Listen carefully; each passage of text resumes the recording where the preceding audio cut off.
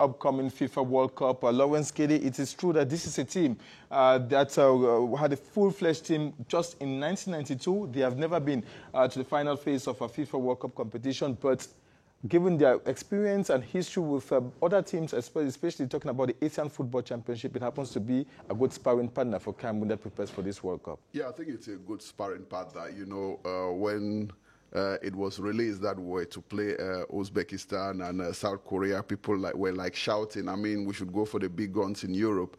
Cameroonians forget that towards the World Cup, they build up it gradually. You have to play so-called small opponents because you have specific cities you are looking for, and I think playing against Uzbekistan, it's a good sparring partner because it's a team that goes very fast with the ball and very offensive side. They really play it's a mixture of Russian and Asian football.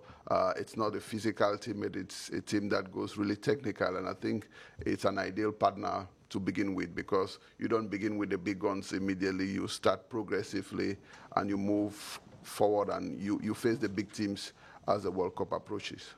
En tout cas, on va revoir le profil de cette équipe qui n'est pas une foudre de guerre. L'Ouzbékistan mené par l'entraîneur Sreko Katanek, lui qui a quand même entraîné beaucoup de sélections dans cette partie du monde et qui a une belle expérience, une riche expérience en tant qu'entraîneur. Une équipe classée 70e au ranking FIFA, avec affiliée à la Coupe du Monde, à la FIFA simplement depuis 1994, lorsque le Cameroun disputait, je crois, sa troisième phase finale de Coupe du Monde. C'est une équipe qui n'est pas à redouter, même si il y a des noms qui évoluent dans des championnats comme l'Italie, comme la Turquie, et qui ne sont pas de seconde zone quand même. Au football, on ne dit jamais qu'une équipe n'est pas redoutée parce que le football est universel. Et tout peut arriver en football. Nous l'avons toujours vu. Et on a vu des grandes équipes être battues par des petites équipes, celles qu'on appelle des petites équipes, alors que le football est universel. Moi, je dis, nous sommes en train de faire une préparation, le Lawrence Kede l'a dit, on est en train de commencer graduellement. Regarde, on n'a pas pris cette équipe depuis 4 ans. Il y a quelques temps, qualifié pour la Coupe du Monde, alors quelques matchs juste pour les éliminatoires de la Coupe d'Afrique. Maintenant, il faut aller à la Coupe du Monde, il faut essayer de voir comment est-ce qu'il faut jouer. Alors, ce rythme asiatique et russe, ce mixage nous permet déjà de voir, parce que ça joue vite, ça peut aussi être physique, parce que les Russes parfois jouent physique, donc ça fait que quelque part, il faut commencer déjà à voir comment est-ce que nous pouvons jouer, quelques réglages. L'équipe peut effectivement être là pour nous permettre de tenir en Coupe du Monde, donc ce qui fait qu'il faut commencer graduellement. Si on commence avec des très grandes équipes et que par exemple, notre stratégie, notre système n'est pas très bien perçu, huilé, ça peut nous créer un doute. Et là, à moins quelques mois de la Coupe du Monde, ça sera difficile. Donc c'est un véritable tour de chauffe pour le Cameroun, dont le palmarès est beaucoup plus éloquent. Bien évidemment, il faut commencer doucement, essayer de voir un peu comment est-ce que ça va, faire des réglages. Et maintenant, on monte au fur et à mesure. Et là, on peut commencer à dire qu'on peut avoir des sparring partners de taille pour voir maintenant, à l'approche de la Coupe du Monde, qu'est-ce qu'on peut donner. Et pour terminer par un sparring partner de taille basse encore, avant d'entrer à la Coupe du Monde pour une préparation psychologique, entrer là avec un moral très haut. And when you look at the experience of the White Wolves of Uzbekistan with African teams, they have had the opportunity to play 2 matches with 2 other African teams like Uganda, where they defeated Uganda 4-2, and South Sudan, where they inflicted a 3-0 spanking, securing 2 victories in 2 matches, 7 goals scored and 2 goals conceded. Uzbekistan has that African experience already, and Cameroon today is just going to be a plus for this team that is looking forward to her first ever World Cup participation. Yeah, I think they have the African experience, as you earlier expressed it, but I think that's Eastern African experience because the way you play football in Eastern Africa is not the same as in West and Central Africa. We don't have the same vision of football, and I think it's good equally for Uzbekistan to face a team like the Indomitable Lions of Cameroon, which has much variety.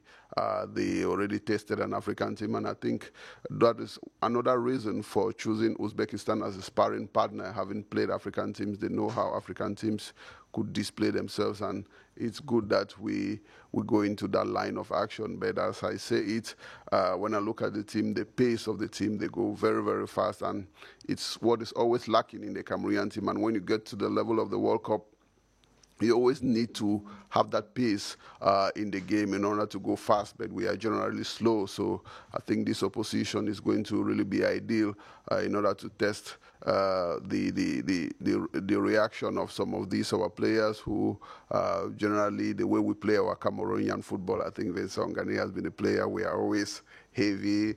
We always take our time on the pitch of play. We don't rush over things, and it's good such oppositions. It's going to be a good match, but let Uzbekistan know that Cameroon is not South Sudan, nor the Cranes of Uganda.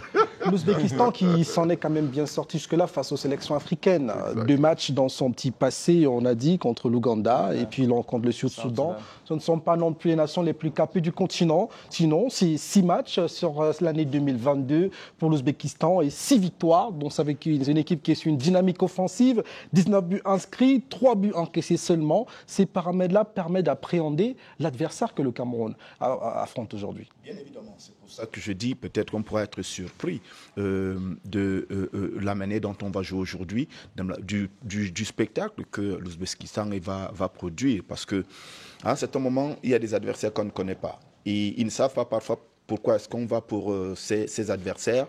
Et peut-être qu'ils peuvent nous donner de la matière à réfléchir aujourd'hui pour essayer de voir comment est-ce qu'il faut faire des réglages.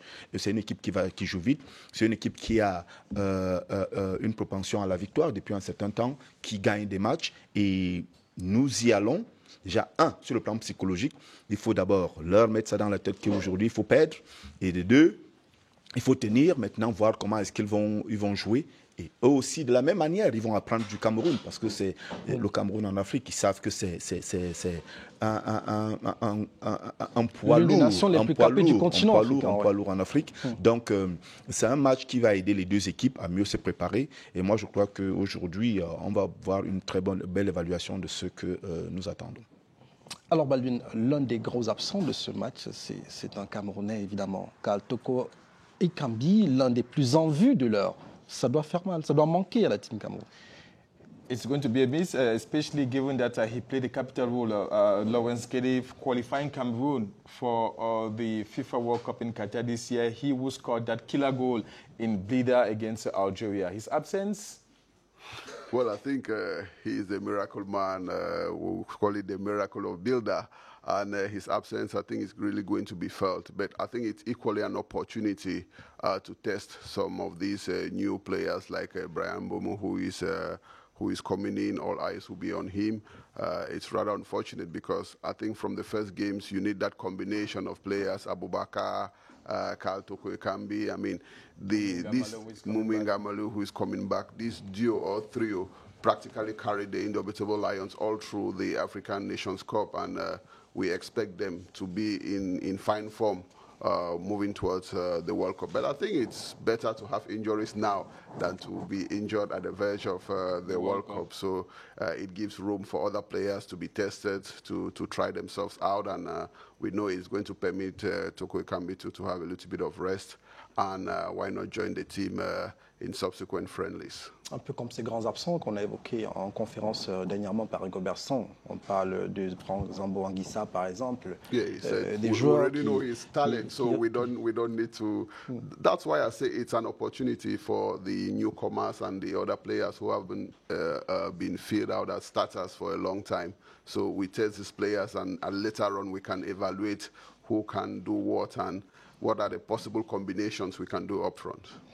Évidemment, sur la route du mondial, je rappelle, on vient à vous justement, le Cameroun qui se prépare, je rappelle à nos téléspectateurs qui nous rejoignent à l'instant, c'est l'un des premiers matchs test des Lions indomptables attendus au Qatar en novembre prochain contre l'Ouzbékistan. Tout à l'heure au stade de Goran à Séoul, le Cameroun qui affronte l'équipe d'Ouzbékistan. Sur ses statistiques des dernières rencontres en 2022, notamment le Cameroun qui aligne une série de 4 victoires, dont une défaite et un nul, 9 buts inscrits, 4 buts encaissés, 10 buts inscrits pour le Cameroun en tout sur ces derniers matchs. C'est une équipe plutôt qui se porte bien, on peut dire. Et bien évidemment. Même si le temps d'acclimatation là-bas à Séoul est quand même court. Bon, oui, c'est vrai que pendant que les gens pouvaient encore dormir, ils sont en train de vouloir jouer. Mais bon, ça arrive aussi. Donc, il faut s'habituer à tout ça.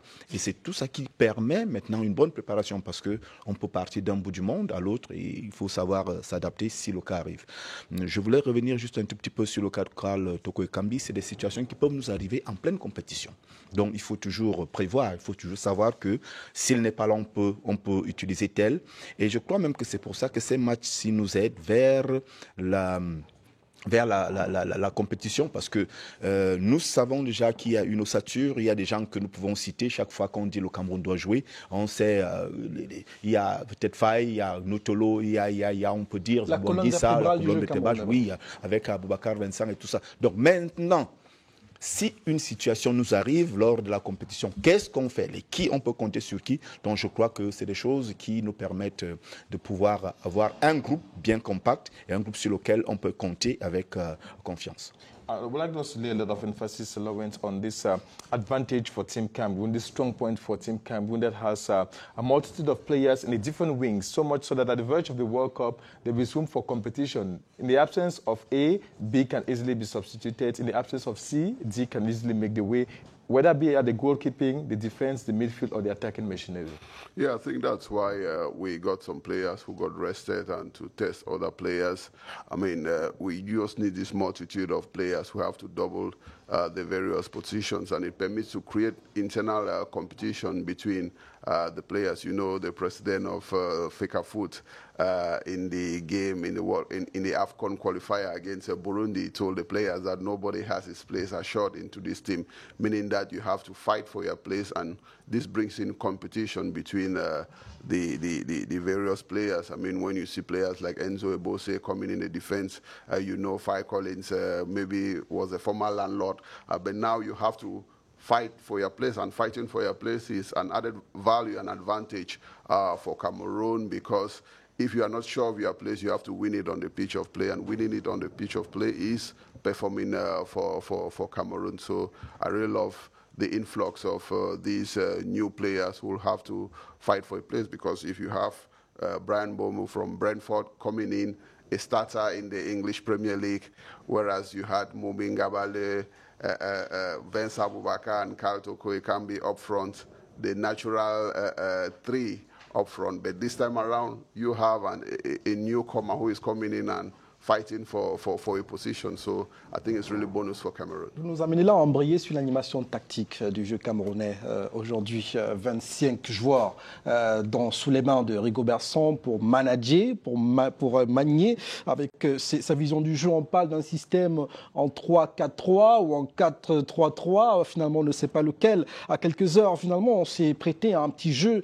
Savoir, par exemple, quels peuvent être les paires probables dans la défense camerounaise, qui sont des points névralgiques dans le jeu, dans l'animation tactique de l'entraîneur. Nous, on a proposé comme ça la paire Koulou qui arrive, son expérience, oui, avec Jean-Charles Castelletto, et puis avec nous, Tolo, défenseur central de métier. On a Ebossé, par exemple, que tu évoquais tout à l'heure, avec Castelletto. Finalement, quelle animation, quelle paire voyez-vous dans l'axe de la défense camerounaise aujourd'hui, avec l'absence de Gabriel, de Michael? Donc, si nous allons jouer avec trois défenseurs, comme cela se profile là, à l'horizon. Trois défenseurs dans l'axe? Oui, si on va jouer avec trois défenseurs. Toute la colonne. Non, dans l'axe, parce que là, ça signifie que nous allons animer le jeu par les côtés. Ça signifie que peut-être nous, Tolo, Faye, c'est des gens qui vont régulièrement monter. Et il faut qu'on ait une sécurité avec des hommes forts derrière. Et là, vous allez avoir Castelletto, Nkoulou, qui est expérience qui arrive. Et encore maintenant, Ebossé peuvent venir. Les trois peuvent être là, des piliers centraux de notre défense. Et ça fait que quelque part, à partir du milieu de terrain, on a une sécurité. Les gens du côté peuvent partir et nous avons, comme ces quatre, là, 2 à la base, 2 qui font le mouvement et on a 3 derrière, c'est 5 devant les buts. C'est déjà une bonne couverture. Moi, je crois que si on essaie de voir ça et que ça puisse passer, ça pourra nous être très utile. Lawrence, are we going to finally have that right solution to the perennial issue for the central defense? Because remember, during the AFCON or during previous matches, we had regular changes like getting Jean-Charles Castelletto and Harold Mukudi, Michael Gado and Castelletto. This time around, with the comeback of Nicolas Nkolo, the right pair, Jean-Charles Castelletto, Nicolas Nkoulou, both at the central defense? Well, I think it's another.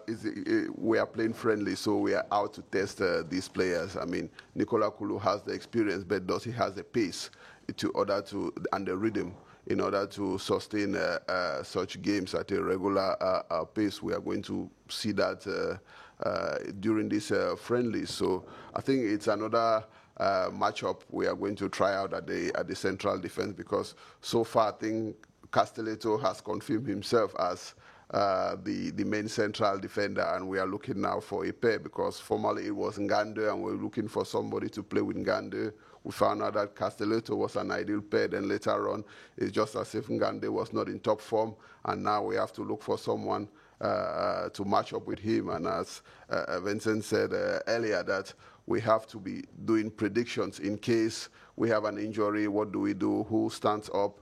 And I think we're going to try that pair, Nkoulou for the experience and Castelletto for the pace and the useful exuberance at the level of the central defense. But it depends. We can play 4 behind or 3, and sometimes in games like this you began with 4 for security reasons. You know, the team always has an eye on an ear back to Yaoundé in case they consider goal. How will the public react? So we can begin with 4 defenders. It all depends upon the coach Rigoberto. Évidemment, on va s'arrêter un tout petit peu sur le cas Nicolas Nkoulou.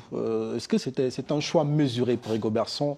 On sait que sa grande classe, son expérience, dans le souvenir de la CAN 2017, on a son beau passé avec Marseille et bien d'autres grands clubs internationaux, mais il n'a joué qu'un match cette saison, Nicolas Nkoulou. Oui, bon, je crois que Nicolas Nkoulou, vous avez vu sa sortie, n'était pas très bonne, parce que déjà même tout le monde n'a pas aimé, parce que de temps en temps, quand il est entré par exemple en 2017, il vient, il nous donne le résultat, mais alors tout ce qui s'est passé autour n'était pas de nature à donner une certaine confiance au sein du groupe. Mais là, il revient, c'est quelqu'un qui est doté d'une très grande expérience. Voilà, c'est ça que nous avons en tête. Ce qu'il a fait les dernières minutes, c'est vrai, il a joué en Italie, on a vu certains matchs, mais bon, dernièrement, il n'a pas assez joué. Mais quand il revient, qu'est-ce qu'il peut apporter à ce groupe? Il faut essayer de voir, parce que déjà, cette expérience-là, voir maintenant s'il est capable de tenir. Parce que là, ces matchs-là nous permettent d'avoir des indicateurs qui puissent nous permettre d'avoir une liste très sûre pour la Coupe du Monde. Donc là, on va regarder aujourd'hui qu'est-ce que son expérience peut nous apporter. Peut-elle être seulement dans le vestiaire ou alors sur le terrain? Donc là, on va essayer de voir si Nkoulou est celui-là sur qui on peut compter. Et aussi sur le plan même de la gestion de l'effectif devant lui. Parce que vous savez, quand on est en défense, on a ces yeux-là sur le reste, on peut les placer avec cette expérience-là. Ça peut nous permettre d'avoir, par exemple, une cohésion au niveau sur le plan tactique, c'est-à-dire le respect de la distance entre les lignes et le resserrement, par exemple, en cas de défense. Et son profil lui confère toute cette autorité. Justement. 75 sélections. Donc ces choses-là, je crois que ce sera très utile sur le terrain, parce que parfois l'entraîneur, il est très loin. Il y a beaucoup de gens au stade, on peut crier, il peut crier, on ne l'entend pas, mais quand vous êtes sur place, il y a le gardien de but, il y a par exemple le défenseur central, quand il a l'expérience, il peut savoir comment est-ce qu'il faut gérer sur le plan tactique pour que l'équipe se porte mieux. Indeed, Nicolas Nkoulou, we have his statistics on your screens. He has been to 2 different FIFA World Cup competitions. In 2010, he was in South Africa. In 2014, he was in Brazil. This is certainly going to be his 3rd World Cup participation for Cameroon. And as we look forward to having the right pair at the central defense for Cameroon, Nicolas Nkoulou, Jean-Charles Castelletto, Lawrence, we shouldn't forget that this central defense equally counts a lot on their wingers, the right back and the left back, where Cameroonians say the two have already confirmed their supremacy and confirmed their place. Fine Gowan Collins at the right and Nuhu Tulu at the left. The president of the federation said nobody has his plate assured in this team. I mean, with a newcomer, something can happen at the last end, but I think these two wingers, the left wing and the right wing, Fai Collins and Nuhu Tulu, they have really proven their worth.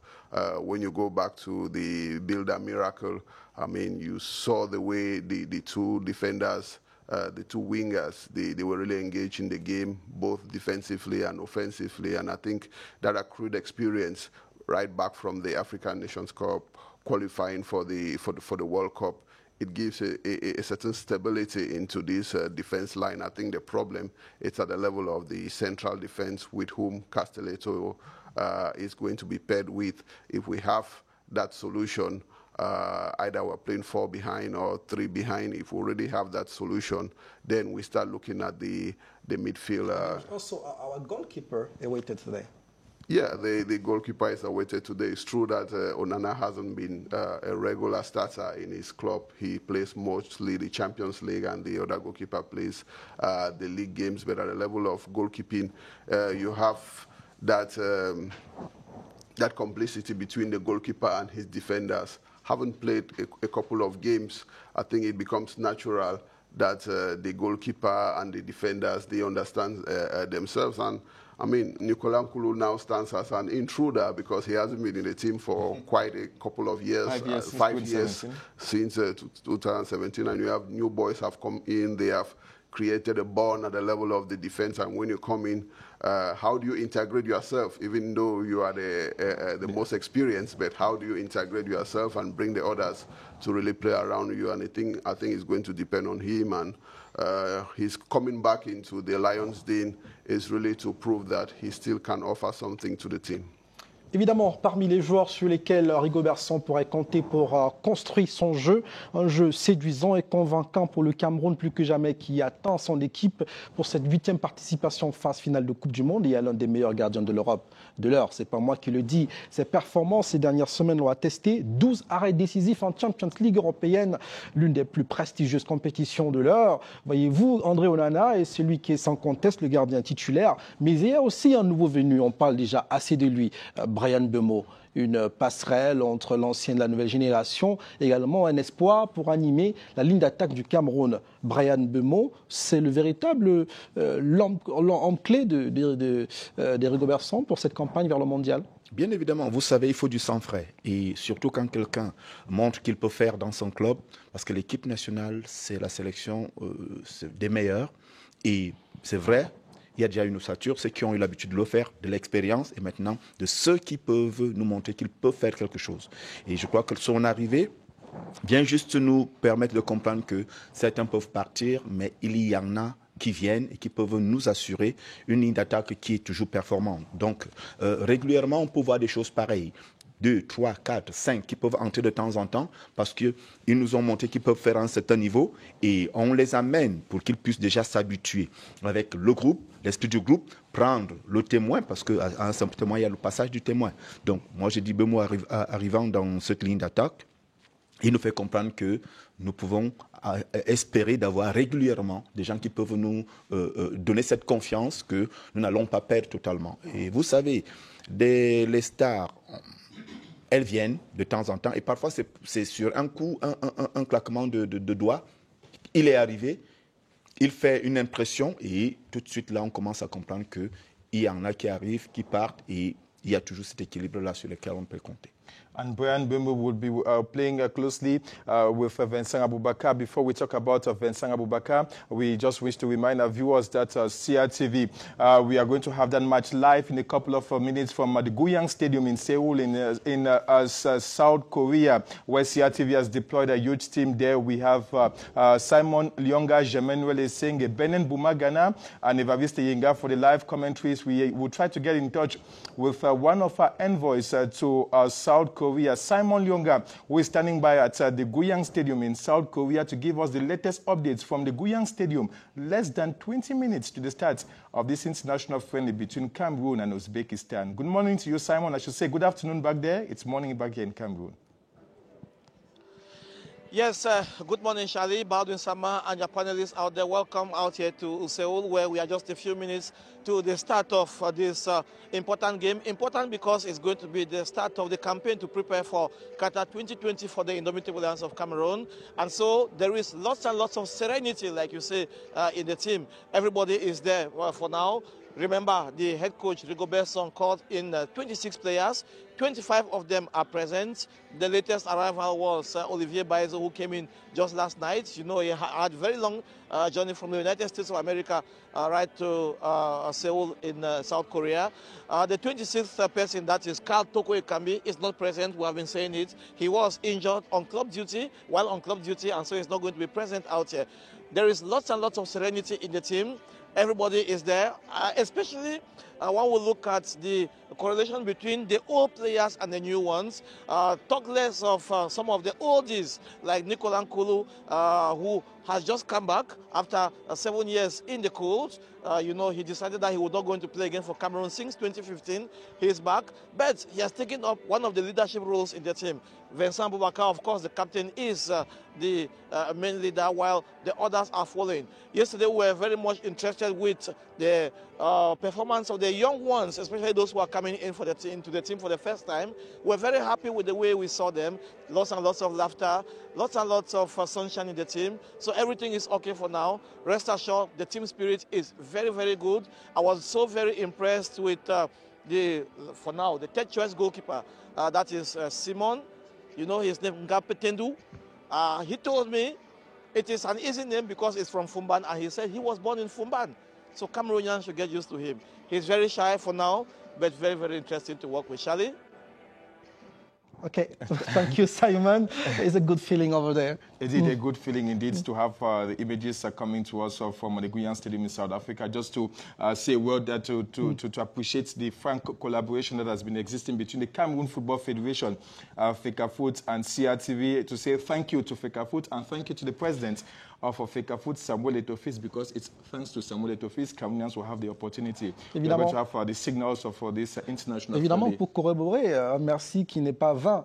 Vous avez les premières images du stade de Goyan avec la réalisation de François-Xavier Atangana pour dire que, évidemment, vous aurez ces images, ce match en direct. Et tout à l'heure, les premières images d'échauffement. Vous avez déjà en repérage le stade de Goyan avec le drapeau camerounais qui est pendant autour de celui de la Corée, pays hôte du match, de l'Ouzbékistan, adversaire du Cameroun et de la FIFA qui chapeaute le football mondial. Donc, renouveler les remerciements de la CRTV à la FECAFOOT et à son président Samuel Eto'o qui a joué de son entrée-gens pour que ce match puisse être retransmis en direct aujourd'hui. Donc, Samuel Eto'o présent à Séoul, auprès des joueurs camerounais, auprès du mouvement de la famille sportive camerounaise sur place là-bas. Donc on en reparlera. Le temps pour nous de terminer avec ces joueurs clés du match d'aujourd'hui. Tout à l'heure, on parlait de Vincent Boubacar, qui est aujourd'hui comme le vétéran de cette équipe-là, du haut de son âge. Il n'est pas le plus âgé, c'est vrai, mais l'un des plus anciens. Il vivra sa 3e Coupe du Monde. C'est pas rien. Il a aussi 30 ans déjà, 90 sélections. L'un des joueurs les plus capés, 37 buts avec les Lions. Il est une pièce maîtresse. Une pièce maîtresse, c'est le capitaine. Donc, vous voyez, c'est quelqu'un qui a su tirer l'épingle du jeu. Chaque fois que nous nous trouvons un peu en difficulté, Boubacar fait quelque chose pour que les Camerounais puissent sentir que leur équipe est là, leur équipe peut produire des résultats. Pour moi, c'est quelqu'un qui est posé, très posé, et qui, à chaque fois, est conscient du fait que le drapeau camerounais est quelque part et il faut se battre. Donc, moi, je dis, on n'a plus à peut-être douter de lui. Donc, c'est quelqu'un qui est constant, qui est souvent posé, très concentré souvent avant des matchs. Il faut souvent le voir. C'est quelqu'un qui arrive très concentré. Il sait que je viens là pour faire du travail pour les miens. Et je crois qu'aujourd'hui, ça va continuer à se confirmer.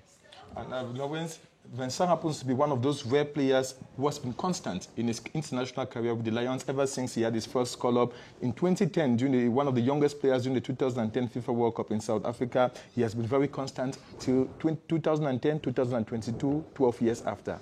Yeah, 12 years after, he's still there and he's still carrying this team. We remember the last AFCON won by Cameroon. Vincent Boubacar scored the winner penalty in the quarterfinals against Senegal.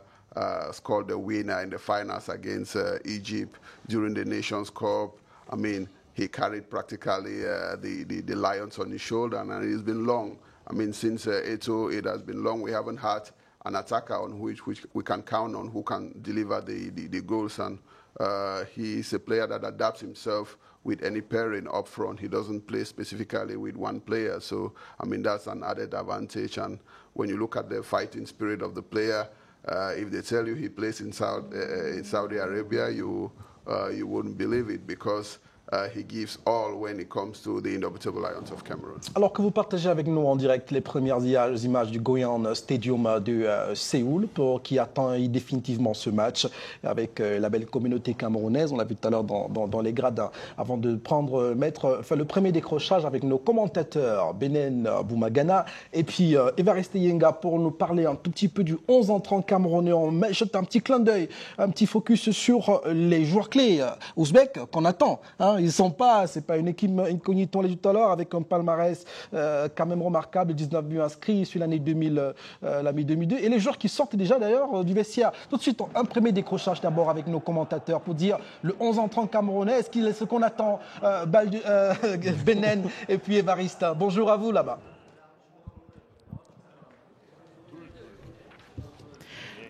Thank you very much. Baldwin Sama, thank you very much. Charlie Merinos Liatu, and welcome to the Goyang Stadium here in Seoul, South Korea, for this match, which proves to be very, very important, way in every way. In the way it becomes crucial, because this match sets the pace for the Indomitable Lions as they get into their World Cup expedition.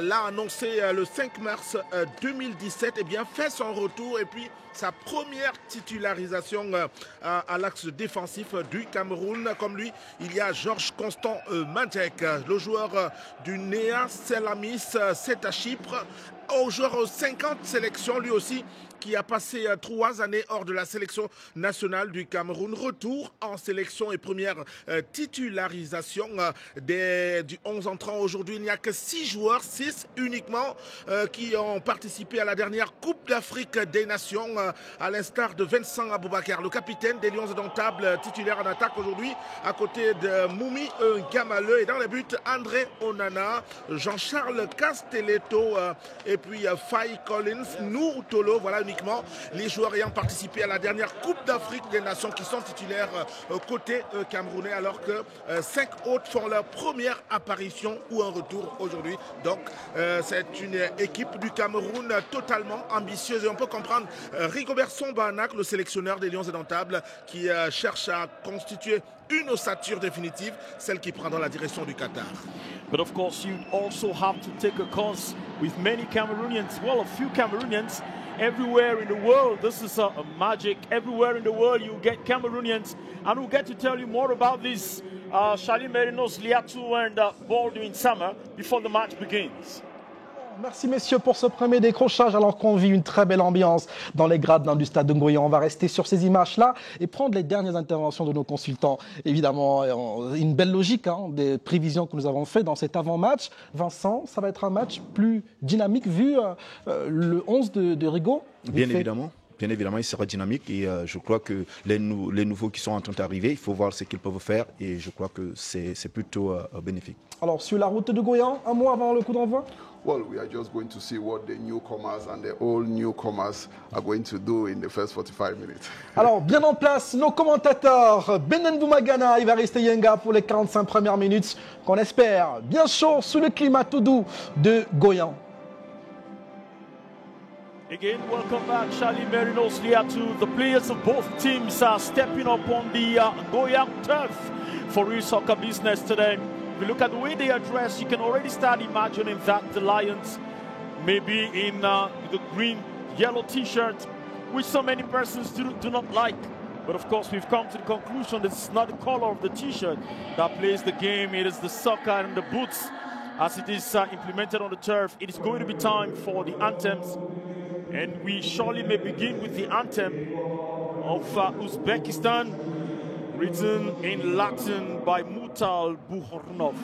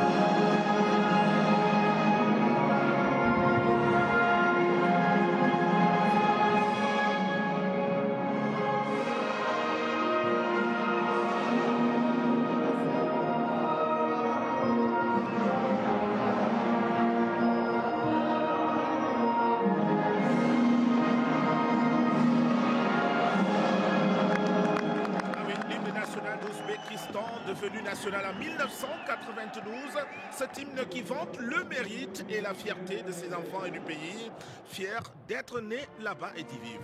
À présent, l'hymne national du Cameroun.